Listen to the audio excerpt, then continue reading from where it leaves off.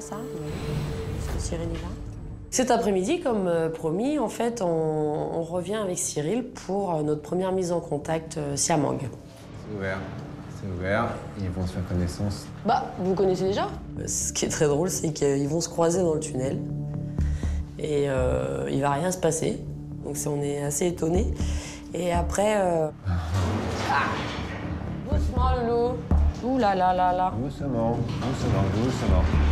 On l'a mis, là? Bien sûr, Harry a voulu aller voir Mila. Mila a montré les dents où ils ont un peu jouté avec des pieds, mais il n'y a pas eu d'agression très forte, en fait. Harry a compris, il s'est écarté. Enfin, franchement, ça s'est vraiment bien passé, quoi. Mais laisse-le. Bonjour les louloutes. Bonjour les belles. Comment ça va? Ce matin, je prévois de sortir les 2 loutres cendrées que nous avons. Salut mon beau. Et puis ensuite, on va lancer des poignées avec plein de petits morceaux de poisson, histoire que ça se répartisse dans l'enclos. Un peu d'enrichissement, mes loulous. Déjà, elles ont leur petit repas. Et en plus de ça, après, ça les fait chercher comme un enrichissement. Et donc, ça les occupe. C'est très bien, c'est ce qu'on recherche.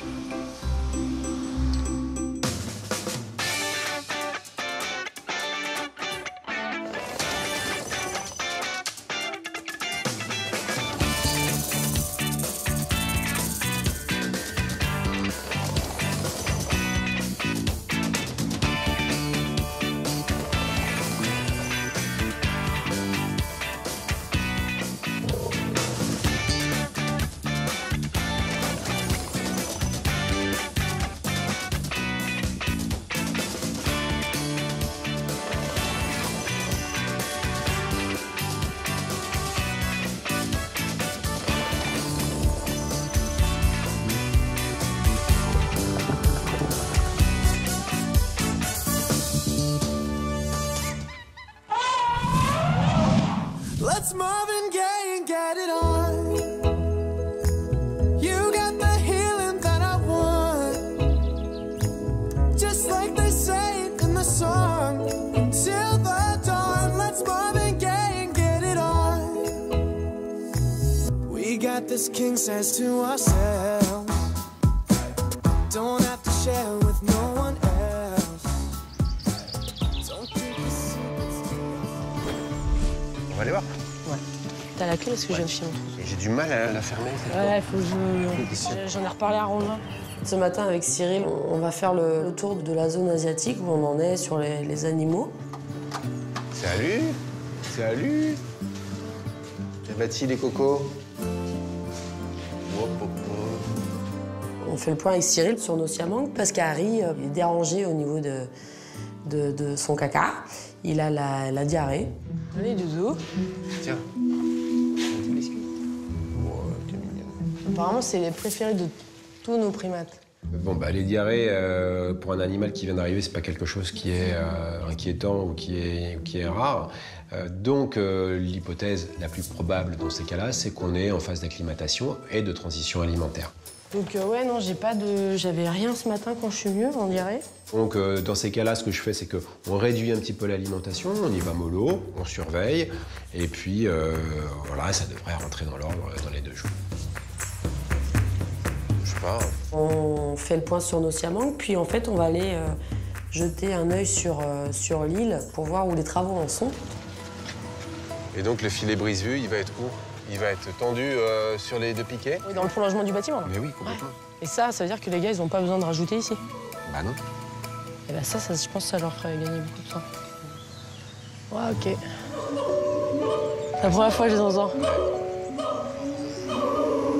Et au moment où nous sommes autour de cette île, en fait, on a nos 2 siamangs qui communiquent, qui chantent.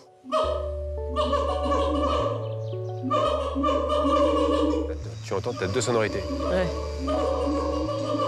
Un plus grave. C'est la première fois que nos siamangs, en fait, se mettent à chanter dans le bâtiment. Vous entendez, les gars?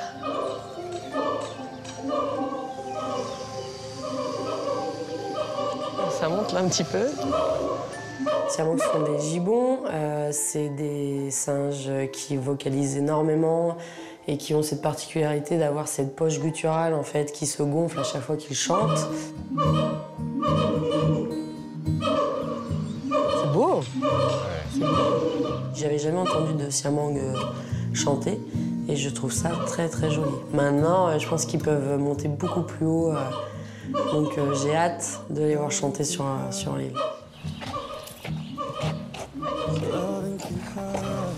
À tout à l'heure, Cyril. À tout à l'heure, Sam.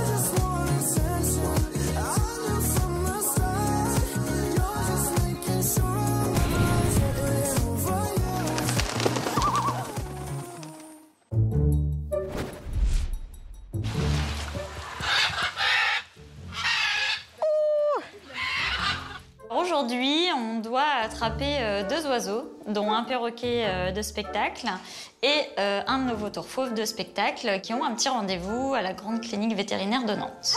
Alors, elle est où ma girls?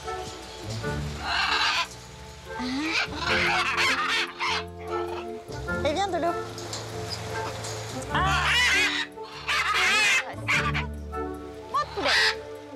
Dolores, en fait, est en grande volière avec ses copains. Et puis sa copine Molly, qui est à côté, m'embête un peu. Donc du coup, elle veut pas que je prenne Dolores. Donc je prends Molly et je la mets au fond de la volière pour être tranquille avec Dolores, qui accepte de monter sur le bateau. Hop là! Allez!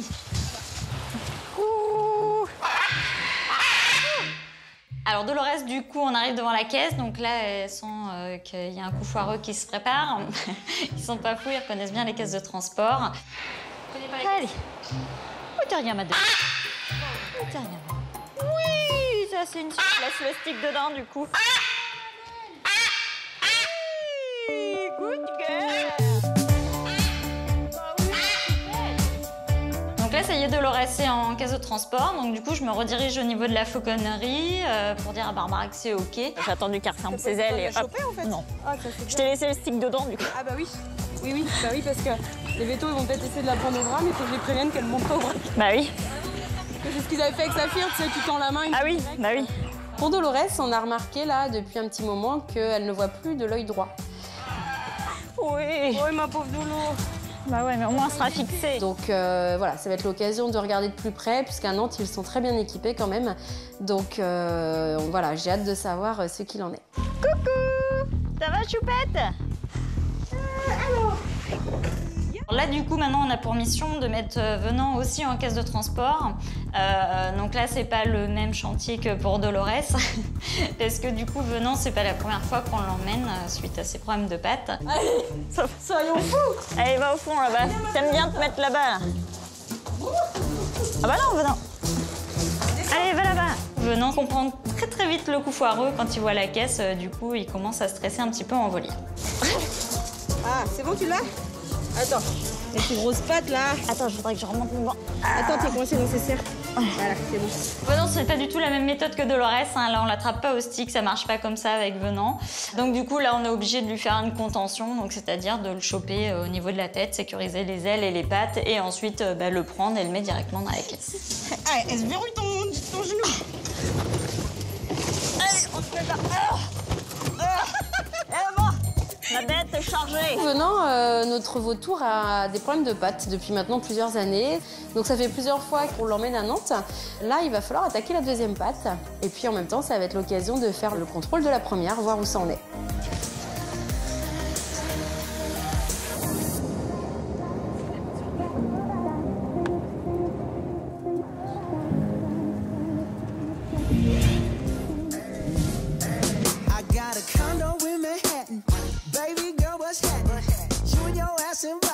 So gonna get to clapping. Go pop it for a plan, pop it for me. Turn around and drop it for a plan, drop it for me. I'll rent a house in Miami. Wake up with no jammies. Lobster tail for dinner. Julio served that scampi. You got it if you want it. Got it if you want it. Said you got it if you want it. On prend les bacs. Tu fais quoi, tu t'en mets un ici là? Ouais, je pensais là où j'avais mis les poubelles. Non, Ouais, on en met un ici. Par contre là, non. Et mon râtelier, on est d'accord, on ne le râtelier jamais là. Ouais, bah on fait ça. Tu fais ça? Râtelier ici. Râtelier. Et bac à eau. Ton bac à eau, ok d'accord. Aujourd'hui, c'est un autre grand jour, hein, on les enchaîne en ce moment. Nous avons l'arrivée de nos cervidés. Alors, 4 cervicapres et 4 ceraxis. Pour cela, il faut tout préparer. Il faut tout installer, le lieu où ils vont pouvoir aller se reposer. Charlotte, je suis au Boma. Du coup, tu prends une brouette et tu prends le rouleau de foin, si t'arrives. Merci, super. Donc, en fait, ce matin, c'est Charlotte qui est avec moi sur le secteur. Hello, stop. Alors, qu'en fait, ils vont partager la plaine asiatique avec nos rhinocéros indiens. Et donc, ils arrivent aujourd'hui et on a été tenus au courant qu'ils arrivaient 2 heures plus tôt. En fait, c'est qui va où, là? On sait pas encore. D'accord. On va faire en fonction de l'ordre de déchargement, je pense. Mais on commence par les axis. Hein. Donc, nous, on est contents parce qu'ils vont arriver un peu plus tôt, mais ça veut dire que, au lieu d'avoir 4 heures de préparation des pré-enclos, on n'en a que 2. Donc, normalement, j'ai une arrivée d'eau par ici. Là, autant vous dire que moi, je suis speed, là. On respire pas, on mange pas, on avance. Je vais y arriver.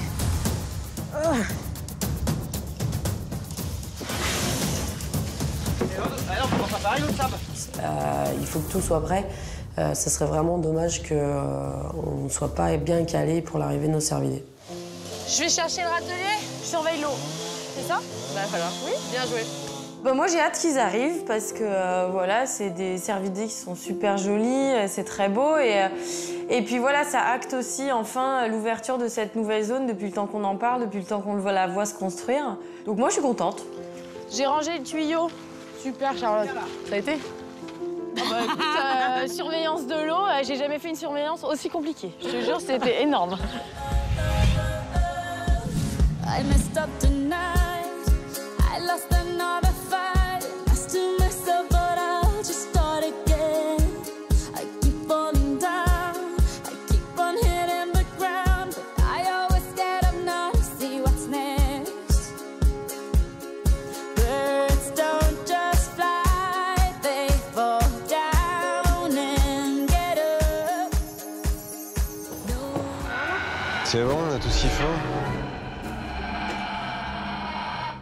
Ouais, t'as le droit au supermarché. Bonjour. Arrivés à Nantes, les vétérinaires, du coup, ont pas mal de boulot. Hein, donc, ils ont envie de faire quand même les 2 oiseaux à peu près en même temps. Attends, fais gaffe parce qu'il a le pension. C'est la chance aussi d'arriver dans une énorme structure comme celle-ci à Nantes, c'est qu'on va pouvoir gérer les 2 cas de manière simultanée. Du coup, on se met à dos pour le haras. Je veux bien, pas de soucis. Et puis, Pascaline, tu restes avec le vautour et... Le vautour. Donc en fait, pendant qu'on commence à faire les premiers soins et on prépare le vautour pour la chirurgie, avec toute l'équipe des assistants vétérinaires qui voilà, endorment l'oiseau, préparent, nettoient les pattes, etc., préparent le bloc, hop, de manière simultanée, on s'occupe tout de suite de Dolores. Donc Dolores voit en effet directement l'ophtalmo.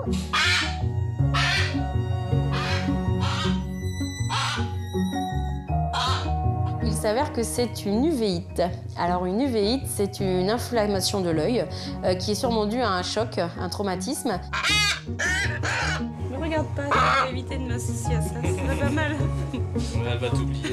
Vas-y, mets ta main sur l'œil. Oh, elle est pas méchante, elle est pas rancunière, mais bon. Cette inflammation peut se résoudre grâce à une injection que l'ophtalmo va faire sous la paupière de Dolores. Alors la paupière en dessous est plus mobile, alors on va essayer de le faire plutôt en dessous, que ça se voit moins. Et d'après lui, grâce à cette injection, elle pourrait retrouver complètement sa vue. Donc ça, j'ai envie d'y croire, ça serait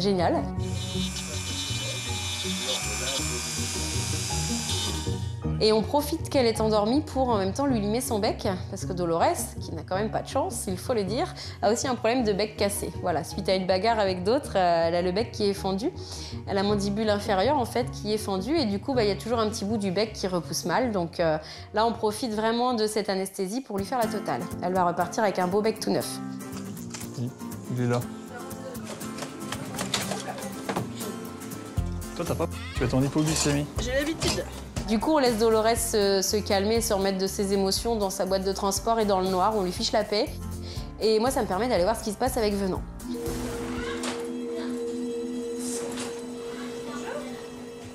Donc, quand je les rejoins, voilà, Venant est déjà en salle d'opération, donc pour sa chirurgie. On commence le curetage. Ça c'est pas très profond en fait. On va tout cureter et après on verra comment on peut réparer. C'est une chirurgie qu'on va vouloir assez entre guillemets agressive, c'est-à-dire que l'idée c'est d'aller assez loin dans le traitement chirurgical de la plaie pour retirer un maximum de tissu lésé et de tissu qui n'est pas sain, de manière à ce qu'on puisse avoir un rétablissement le meilleur possible. Donc on va être assez agressif, c'est-à-dire on va enlever le maximum de choses.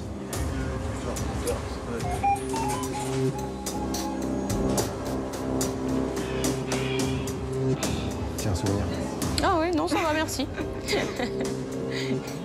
Pour le coup, là, c'est un peu gore quand même. Hein.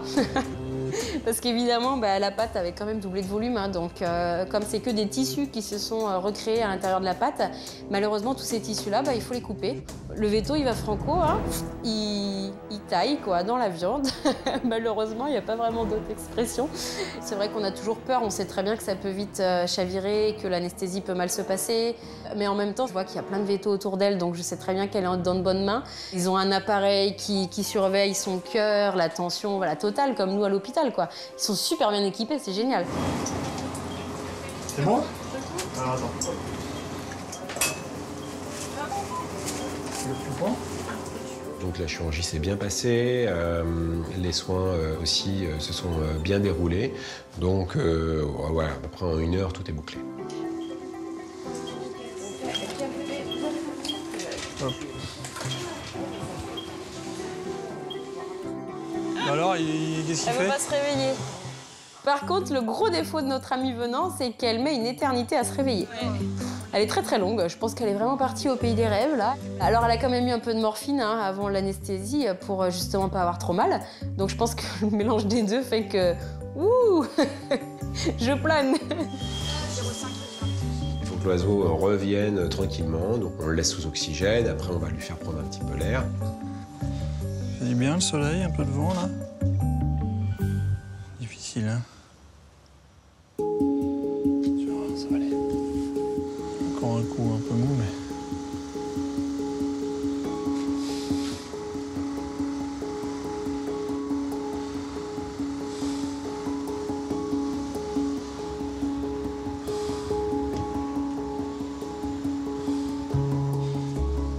Ça y est? Allez. Et voilà, en l'espace de quelques dizaines de minutes, notre vautour revient à lui et reprend conscience. Ils prennent un peu le soleil, un peu le vent, un peu le bon air. Hop, ça arrive 10 fois plus vite. Ah oui? Je suis plutôt contente. Dolores, je me dis que finalement, elle va peut-être retrouver la vue à 100%, donc ça, ce serait génial.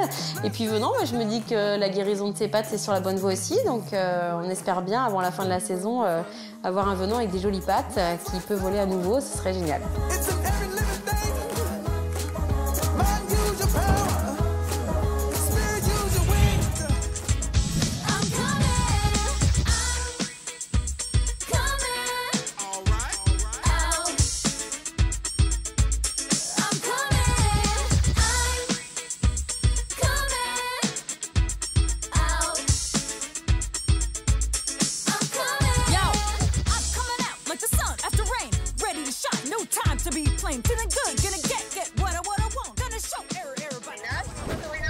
Oui. Qu'est-ce qu'on fait? Faut rentrer avec le camion, hein?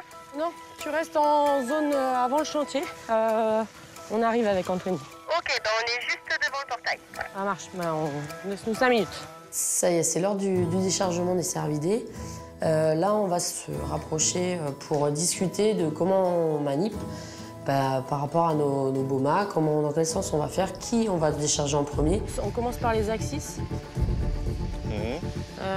Donc on ferme là-bas, on commence par les axis. Et après on rentre avec les axis et on lâche les cervicapes. Donc ça, on va demander beaucoup de main d'œuvre. Tout le monde va être un peu à la tâche. Ce qu'on fait, c'est qu'on met toutes les caisses à l'intérieur, à mon avis.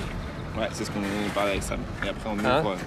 quoi Faut qu'on ferme le portail côté Rhino. Là, la zone est fermée. Si des fois ça giclait par-dessus le boma. Bon allez, on fait comme ça on les retarde pas trop. Ouais. C'est bon pour toi? C'est bon? Ouais, on fait comme ça, on se calme pas trop. Mais c'est vrai qu'il n'y a pas le même état d'esprit que d'habitude parce que on le sait tous, nous soigneurs, que c'est des animaux extrêmement délicats, qui ont une peur, qui sont stressés, qui ont peur comme pas possible, et quand ça a peur, ça réfléchit pas, ça fonce. Mais faut pas que je marche devant non plus. Hein? J'ai l'impression qu'il est posé pile dans mon coin. Hein. Ouais, il est au fond. Ah, on est d'accord, Will. Ouais, là, il est au fond. Il est posé sur mon bras. Il est gauche. lourd quand même, hein? Là, j'ai envie de dire que le moment de pression, il va être au moment où on va ouvrir. Parce qu'on le sait, sous stress, nos cervidés peuvent faire des bonds à plus de 2 mètres. Voilà, là c'est au moment où tu mets tes animaux dans l'installation, c'est là où tu vois si ton installation elle est conçue pour. C'est quoi? On t'a vite, faut qu'on est lourd. Bien, il est là, Fiche. Oui, on va vite, on va aller vite. Bien, c'est bien, les gars. Par l'extérieur, voilà. On met la compète jusqu'au bout, quoi. Bien. N'importe quoi. Fiche, on pousse doucement. Allez, hop. C'est assez speed, là. Au moment où nous sommes prêts à sortir les cervicapres, finalement on a un doute. On a un doute sur une zone du boma. Un céraxis à l'arrêt, ça saute plus de 2 mètres de haut. Et là, nous, notre pré-parc, il y a plein d'endroits où ils vont pouvoir sauter au-dessus. On est chanceux, au zoo de la Flèche, on est en plein chantier. Donc il y a des planches partout. Bon, Dominique, on a un petit souci. Il faudrait qu'on remonte de 2 mètres 10, comme ça, un peu tout le commerce rapide, quoi, dans la... Donc on va juste prendre 5 minutes de plus et rehausser la zone qui nous a mis le doute.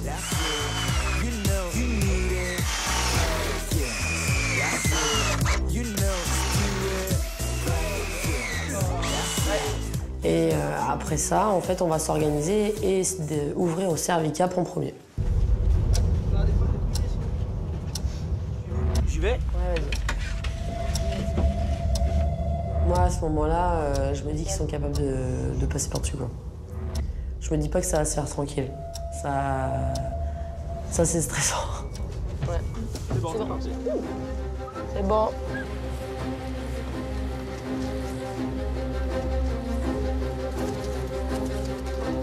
Ouais, dans le corner, ça saute. Ça saute. Ouais. C'est pas speed pour rigoler. Ouais, c'est assez speed en fait. Et c'est ça qui fait peur. Enfin, c'est pas dangereux pour nous, mais dans le sens c'est dangereux pour eux. Et en fait, ils ont tellement des petites pattes toutes fines qu'on aurait vraiment peur qu'ils se blessent, quoi. Il faut vite en sortir une deuxième. Oh là là, vite. Faut quelqu'un dans le corner. Montez dessus, les gars. Non, faut l'aider là. Faut l'aider, vas-y. Vas-y. Il y en a un qui est dans l'eau. C'est bon. Et donc on essaye au maximum de les calmer. Et en fait, pour les calmer, le plus simple, en fait, c'est de tous les mettre ensemble. Voilà, c'est des animaux grégaires, donc à partir du moment où ils sont ensemble, ils se calment un petit peu.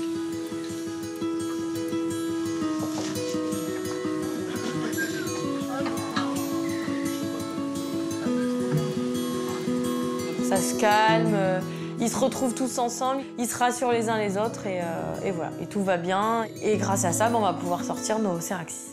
Il arrive. Ça y est, c'est parti. Bon. Ok, c'est ça. Bon. Là-haut.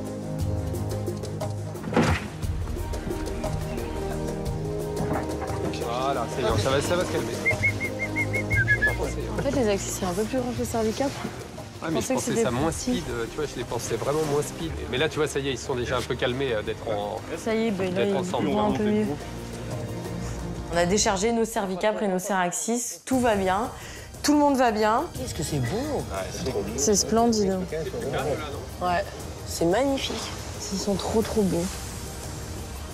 Voilà, maintenant la prochaine étape, c'est que ils se calment, qu'on arrive à, voilà, à établir un lien avec eux et surtout qu'on les sorte sur la plaine avec les rhinocéros indiens. Non, ça va se calmer. Après, juste faut voir avec Benjamin comment le chantier va être exploité cet après-midi. Peut-être faudrait éviter ici et plus décaler les travaux là-bas. Regarde, ça se pose déjà.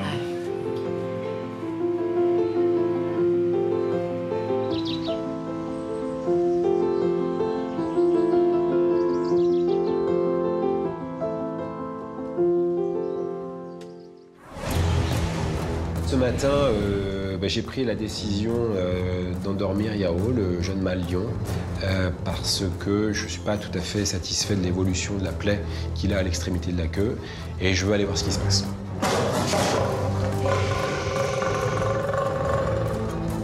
Thibaut se charge d'isoler le mâle de la femelle, et moi, je vais donc endormir Yao.